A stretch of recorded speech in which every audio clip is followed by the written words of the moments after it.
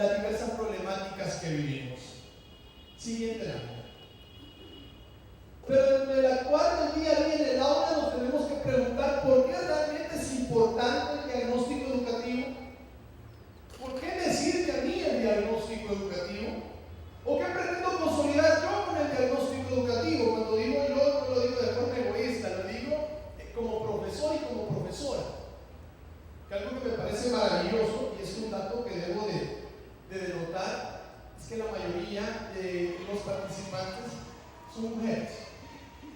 Y acá viene el reto para nosotros, ¿no? Y ya voy a explicarles por qué me agrada eso. Veamos entonces un pequeño panorama del esquema social del estudiante latinoamericano en el siglo XXI. Es decir, voy a hacer un cotejo, un parangón, si mal no recuerdo el término, o un paralelismo sobre el diagnóstico educativo y la realidad del siglo XXI. Porque eso tenemos también que entenderlo los docentes. A lo mejor los esquemas de formación docente con los que nos hicimos profesores fueron acorde a una realidad social. Pero el mundo es muy vertiginoso y eso significa que el mundo cada vez va cambiando.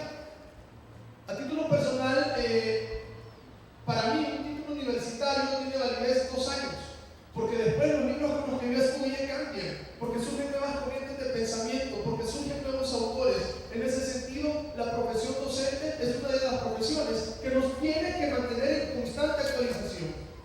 Y en el mejor de los casos, por no decir el peor, actualización que no siempre nos la brindan nuestros patrones, nuestros empleadores, sino que para variar sale muchas veces de nuestros bolsillos.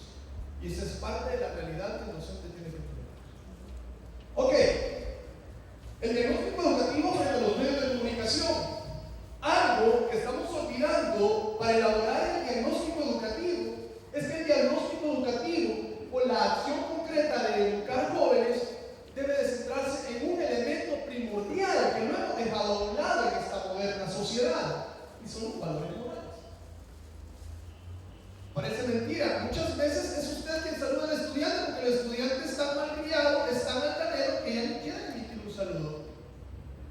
A veces el estudiante muestra una renuencia a hacer tareas, y si usted le llama la atención, muchas veces los que trabajamos con personas más grandecitas se mira el estudiante muestra una actitud de altanería que yo le garantizo que la forma como se educó mi mamá y mi abuelita, en El Salvador, en la década del 40, 50, 60, incluso en el 70, el papá llegaba, el campesino llegaba y le decía al profesor, le encargo a mi hijo, aplique la disciplina. Y algo que me parecía curioso a mí es que cuando leí la Biblia, habla por ahí un proverbio que hay que darle vara al hijo. No estoy diciendo que hay que maltratarlo, no estoy apoyando esa teoría. Estoy diciendo que la corrección con disciplina siempre traerá buenos valores. South Park.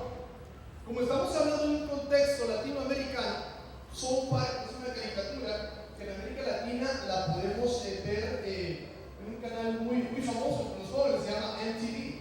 Es un canal que se caracteriza por ser un programa que va a la vanguardia de las preferencias incluso de los jóvenes. Siguiente lámina. El diagnóstico educativo, en ese sentido, facilita identificar la manera negativa de cómo los medios de comunicación están incidiendo en la comunidad estudiantil. Vemos a Britney Spears con una escopeta poniéndose en la cabeza, justificando que el suicidio es válido como solución a los problemas que el joven enfrenta. Imagínense qué contexto, ¿no? Estamos hablando que este tipo de programas pasan en horarios diurnos, en donde todo el mundo sabe que esto es malo, pero son pocas o nulas las políticas regulatorias de los contenidos televisivos.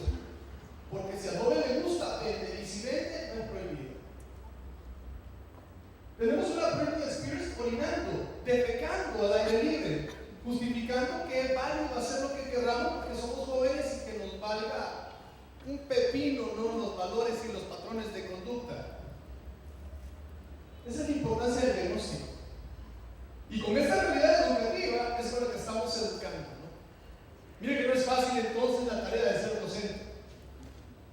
Fíjese que usted, aparte de que se forma como docente, le pagan un salario por dar la clase. Lo que no se contempla en el salario es que se tiene que llevar a veces tareas de los chicos para revisar sacas.